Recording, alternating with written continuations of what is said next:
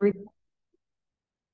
Bonjour, mon nom est Vincent Housseau, je suis travailleur social et je suis la personne qui va vous présenter mon affiche virtuelle qui s'appelle Ma capacité à me définir et tributaire de ce que l'on veut m'assigner, mieux comprendre le développement identitaire des personnes noires LGBTQ+ au Québec. Donc, sans plus tarder, d'abord, j'aimerais reconnaître que je me trouve présentement à Djibouti, en Mi'kmaq, le territoire ancestral et non cédé de la nation Mi'kmaq, qui est assujetti au traité de paix et d'amitié de 1725 à 1779, qui demeure toujours en vigueur et nous vise tous. J'ai fait cette recherche dans le cadre de mon travail à l'Université de Montréal, en territoire autochtone qui n'a jamais été cédé, historiquement servi comme un lieu de rencontre et de rassemblement pour plusieurs communautés autochtones, dont la nation Kanien'kehá:ka est reconnue comme la gardienne des terres et des eaux.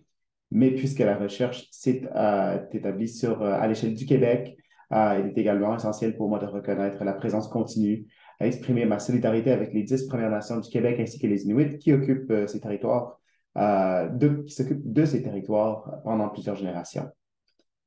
Donc, je me bouge un petit peu. Voilà. Pourquoi cette population? Mais d'abord, c'est quelque chose qui résonne beaucoup avec mon expérience personnelle en tant que personne noire LGBTQ+, qui à cette époque habitait au Québec. Il y a également un manque de données important sur cette réalité, spécifiquement dans le contexte québécois et d'autant plus en français. Donc, c'était pour ça que c'était essentiel pour moi d'entamer cette recherche-là et de publier les résultats en français. Et évidemment, les personnes qui vivent à l'intersection de ces identités multiples vivent des disparités quant à leur santé mentale et physique. Il a été démontré, par exemple, que ces expériences d'oppression peuvent avoir un impact sur le développement identitaire. Voilà. Donc, l'encadrement théorique du projet été développé basé sur l'analyse phénoménologique interprétative. Grosso modo, ce que ça veut dire, c'est qu'on vise ne pas comprendre exactement s'il s'agissait vraiment du racisme que vivaient les gens, mais plutôt de comprendre comment les gens vivaient les phénomènes de vivre du racisme et comment ces personnes interprètent ces événements-là. Et donc, on fait une analyse de l'interprétation des gens, des phénomènes en question. Mais évidemment, il y a plusieurs autres théories additionnelles qui ont aidé à nuancer les propos des répondants et répondantes, dont la théorie critique de la race, connue également sous le nom en anglais du Critical Race Theory, l'intersectionnalité, la théorie de la résilience et l'injustice herméneutique. Euh, donc, l'analyse phénoménologique interprétative sert également d'encadrement méthodologique, en plus d'être une partie de l'encadrement théorique, puisqu'on détermine un peu la structure des entrevues, comment ça fonctionne une recherche comme ça, qu'on va aborder dans une petite section. J'ai également intégré des principes de recherche afrocentriques en travail social qui ont été développés par Hoagland dans le texte Afrocentric Social Work de 2020.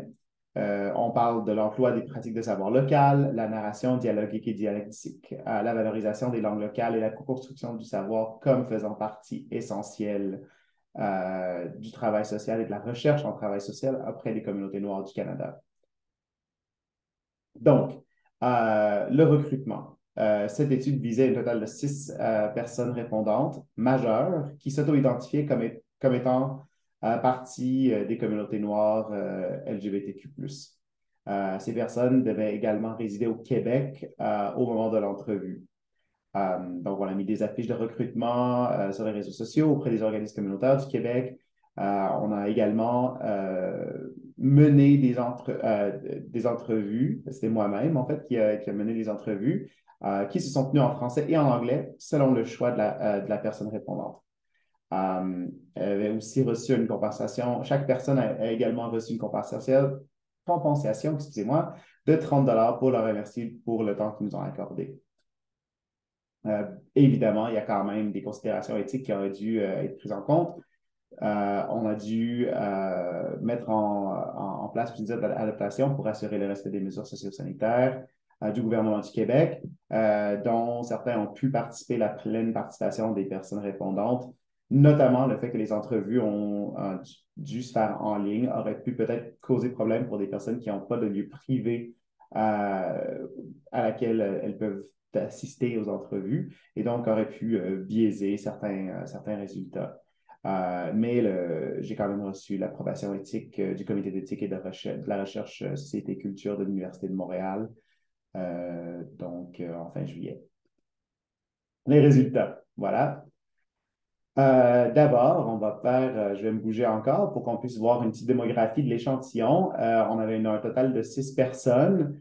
Il y avait 2 personnes qui s'identifient ou qui sont des hommes cisgenres. Il y avait 3 personnes qui sont des femmes cisgenres, ainsi qu'une autre personne, ainsi qu'une personne non binaire et transmasculine. On a quand même une diversité d'expériences quant à l'identité sexuelle. Il y avait également la participation de beaucoup de personnes qui sont noires, mais qui sont aussi des personnes multiraciales.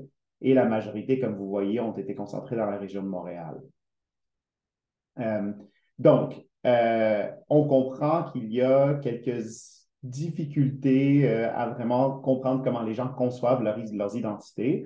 Ce qu'on a trouvé, ce qu'on a pu trouver cerné auprès des résultats, c'est que les personnes ont soit des identités qui sont hiérarchisées, c'est-à-dire qu'on priorise l'identité LGBTQ+, de, qui demeure plus importante que les personnes, que les identités noires ou vice-versa, ou bien les identités indissociables. Donc, si vous voyez ici, ça, c'est une citation d'une personne qui a cette manière de voir qui est indissociable. Et de l'autre côté, on a les dynamiques hiérarchisées de l'autre bord, où il y a des personnes qui accordent une plus grande importance à une identité plus que l'autre.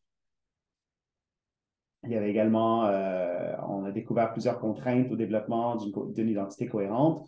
Donc, des personnes nous ont partagé beaucoup de vécu par rapport à l'invisibilisation ou l'essentialisation de leurs expériences en tant que personnes noires LGBTQ+, au Québec. On a également parlé de marginalisation structurelle dans le contexte spécifique du Québec, donc de parler du racisme anti-noir et de LGBTQ+ phobie dans le contexte québécois et comment ça a un impact sur leur manière de se concevoir. Et également, on nous a parlé beaucoup des barrières d'accès aux ressources qui sont disponibles. Donc, vraiment, de mettre l'accent sur le fait que même si une ressource est disponible en théorie, ça ne veut pas pour autant dire que c'est accessible à cette partie de la communauté. Ce n'est pas que du négatif, par exemple. Il y avait aussi plusieurs facteurs qui contribuent à l'affirmation identitaire. Donc, il fallait bien évidemment prendre le contexte spatio-temporel en considération. Donc, l'identité va évoluer dépendamment du contexte dans lequel la personne a grandi, a commencé à concevoir son identité. Donc, une personne qui est née en Europe, par exemple, qui est née dans un pays des Caraïbes, va avoir une conception différente qu'une personne qui est née au Canada, et ainsi de suite. On a également des ressources on met aussi l'accent sur comment les ressources communautaires peuvent agir en tant qu'outil d'émancipation. Euh, on met de l'avant l'importance du soutien des pairs et des réseaux sociaux, ainsi que de l'agentivité et de la reprise du pouvoir et la capacité de reprendre le pouvoir dans sa vie. Discussion assez simple. Donc, ce qu'on voit, c'est que les personnes noires sont en effet affectées par l'injustice herméneutique, c'est-à-dire que leurs expériences ne sont pas reconnues dans le monde social, ce qui peut entamer un conflit, un genre de clivage de ces identités où certaines identités sont mises en silo. Il y a également l'accessibilité ou l'inaccessibilité des ressources communautaires qui revient comme moyen qui normalise un peu la marginalisation des personnes noires LGBTQ+. On a parlé beaucoup non seulement du rejet et de désaffiliation de la part en raison de la marginalisation sociale, mais aussi de la marginalisation étatique, donc la violence étatique, les personnes qui sont des populations qui sont criminalisées et tout. Mais on ne peut vraiment pas passer à travers sans considérer l'importance de la résistance et de la résilience pour ces populations également.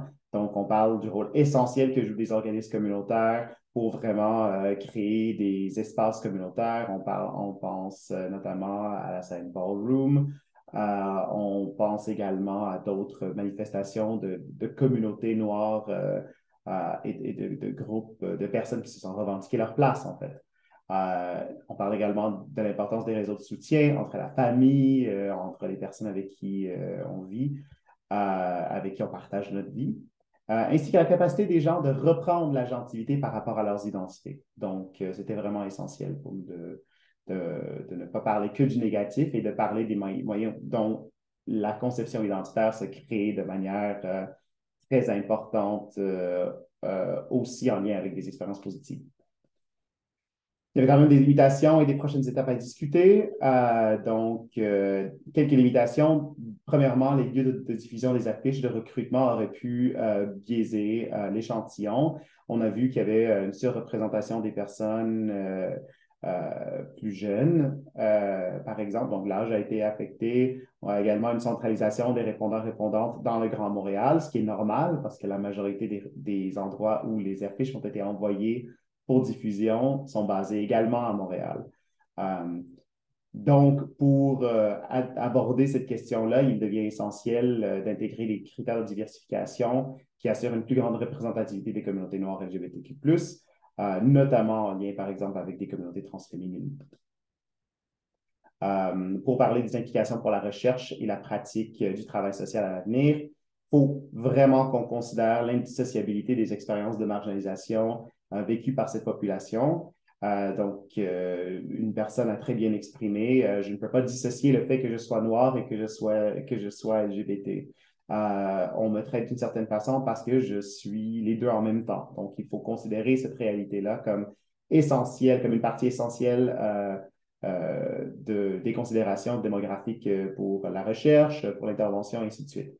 Il est également essentiel d'employer une approche intersectionnelle et anti-oppressive dans l'intervention, puisqu'on parle de plusieurs identités marginalistes qui s'entrecroisent. On voit que la marginalisation que vit cette population est systémique aussi. Donc, les interventions devraient sortir uniquement du cadre individuel, reconnaissant cette nature structurelle de la marginalisation vécue par cette population. Et enfin, on parle d'un besoin criant pour plus de recherche sur cette population dans le contexte québécois et surtout en français pour vraiment commencer à pousser un peu la discussion dans notre langue. Donc, avec ça, je vous remercie beaucoup pour votre écoute. Si vous avez des questions, des commentaires, vous pouvez me joindre par courriel. C'est vincent.mousseau.2@commercialumontréal.ca. Donc, je vous remercie et je vous souhaite une excellente, un excellent reste de la conférence. Salut!